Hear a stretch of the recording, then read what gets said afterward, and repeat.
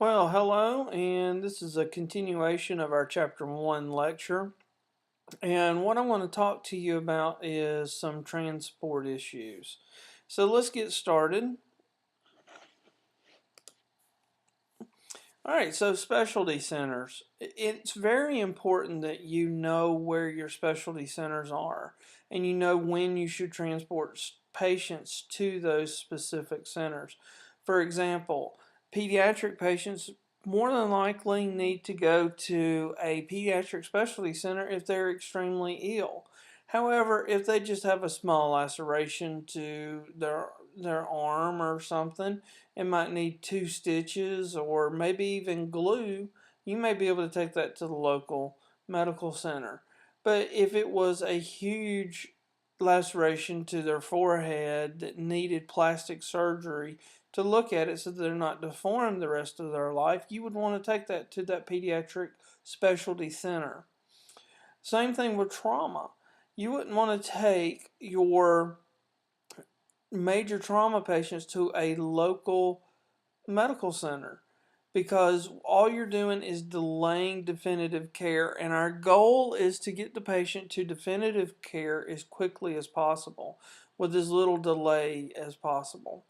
So making sure that we transport them a little further down the road, which may take us a little bit more time, let's say 10 minutes, 10, maybe even 15 more minutes transport time. However, it gets them to definitive care with much quicker because, for instance, if you take a trauma patient to a local medical center, that patient's going to have to be admitted. They're going to have x-rays done, possibly CTs done, lab work done, and everything, all this stuff before they can be transferred out. Plus that local medical center is going to have to find a receiving physician that's willing to receive them, and the hospital is going to have adequate bed space and so on. There's a lot of coordination that goes on behind the scenes that we typically do not realize that goes on whenever we're wanting to transfer a patient from one facility to another. All that delays definitive care to our patients. So even though the transport time may be longer, it gets them to that care quicker, and that is what they need. And we've always harped that what a trauma patient needs is a surgeon. Well, that surgeon's not at the local medical center, they're at the trauma center. So getting them there is the most important thing.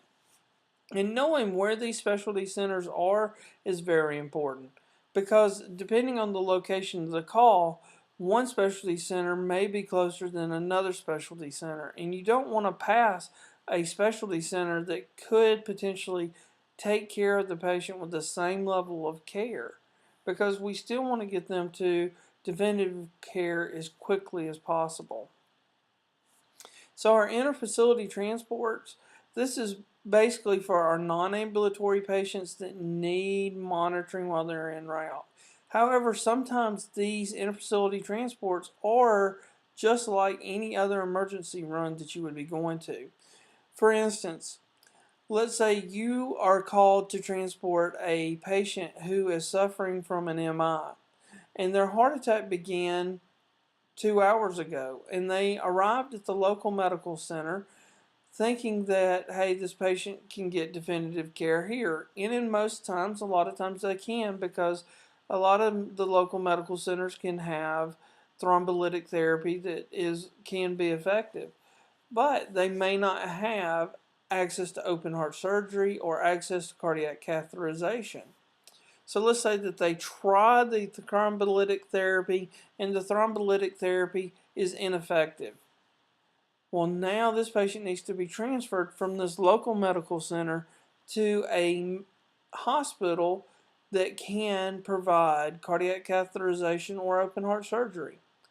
Well, this now becomes an emergency because still the patient is still having an MI, and that patient needs to have some type of therapy, some type of treatment that can stop that MI or clear that artery so that that heart muscle that is deficient of receiving adequate nutrition, oxygen, and blood flow can get the blood flow restored back to that area.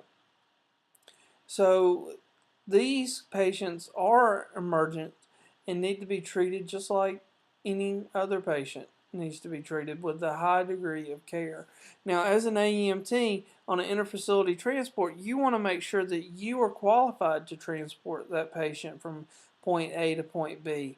If you show up and you go to the intensive care unit and the patient's on cardiac monitor, ventilators, have 3 IV drips hanging, you may not be qualified to take that patient from that ICU to another hospital's ICU, and you may need to get a paramedic with you. You may need to get a nurse to come with you. And sometimes, as a medic, I've had to have nurses ride with me because it's a very complicated patient. So make sure that you are qualified to transport that patient, okay? One thing I want you to also remember is why you are transferring these patients, you are responsible for their health and well-being. So that means that you want to make sure that they are receiving the same therapies that are required. For instance, if they need IV fluids hanging and that IV fluid is supposed to be at a specific drip rate, you want to make sure that it is at that specific drip rate. If they're on oxygen, you want to make sure that that oxygen is continued en route.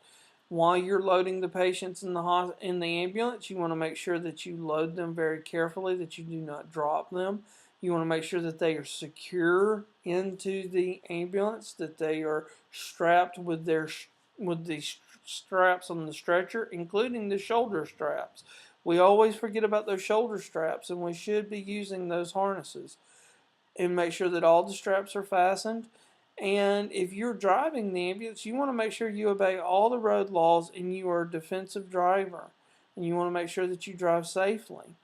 Now, just remember, anything that happens to that patient could potentially be your fault and you could be held liable. So you want to make sure that you follow all your policies, procedures, and you do everything as safely as you can.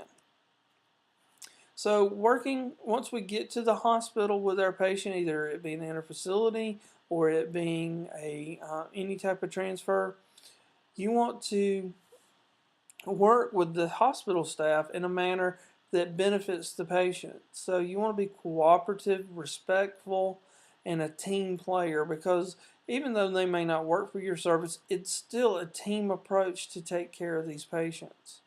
So one thing you want to do is become familiar with the hospital. Know the layout. Know where the ER is. Know where the X-ray is. Know where the CT machine is, because it's quite possible that if you come in with a stroke patient, you may bypass the ER. You may just do triage in the hall, and you may be going straight to the CT machine.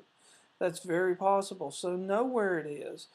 Know the equipment in the room. Know the monitoring equipment, because you may have to help. The patient may be very critical, and they may need your help putting the patient on the monitoring equipment. If the patient goes into arrest, you may need to know how to operate the AED if that's available, depending on where you're at. So know the functions of the staff members. Not all staff members can do everything. You have technicians, you have ER techs there, patient care techs, that are only allowed to do certain things. So don't put them in positions where they need to work outside their scope. Know the policies and procedures in the emergency areas if an emergency happens. Who do you call? Like if your patient stops breathing and goes into cardiac arrest, what do you do? Do you call code blue? Do you call a code 99? What is it? So just be aware of those things and kind of try to fit in as one of the team members there, so the patient's care is optimized to be the best as possible. Now, if you're out in the field and you need assistance and you need help, the way you get that is by calling in on the radio or by phone. Now, if you use your phone, you may want to look at your company's or your organization's procedures, because cell phones, if you call from your cell phone directly to the hospital, that line is not recorded. So if you're asking for orders or something, you want to make sure you do that on a recorded line. And the way to do that is, a lot of times I know the dispatch centers where I work at, is that I'd use my cell phone, I would call the dispatch center, and then they would patch me through, and then that line is recorded. So Just remember that the best patient care occurs when everybody works together as a team, when everybody's respectful, and that everybody knows each other's limitations. So just be a team player. Now, with our public safety agencies that we work with, just know that a lot of those fellow public safety workers are trained in EMS. They may be EMRs, they may be EMTs, they may be AEMTs, or they may even be paramedics. So be familiar with what their role is. And just because they are a paramedic for a fire service doesn't mean that they're authorized to do the things that you may be able to do as an AEMT. So don't put them in a position where they're having to break their organization's policies, okay? And don't put them in a position where they're having to break rules, regulations, or even the law. So you want to be familiar with what they can and can't do, and allow them to do their job, and allow them to assist you if need be or if they want to, so that that patient care, once again, is the highest possible, because you can do more with help than you can without help. Trust me. There may be certain things that they're better, that they can do better than you can. For instance, if there's a paramedic on the fire truck and they've been a paramedic for 20 years, they may be more suited for maintaining an airway than you are. Or they may be better suited for starting an IV because maybe they've done it longer on a pediatric patient or an IO. So utilize your resources the best you can, okay? Well, this concludes this part of the lecture, and we're just going to continue moving on with chapter 1. If you have, as always, if you have any questions, please make sure to send me an email.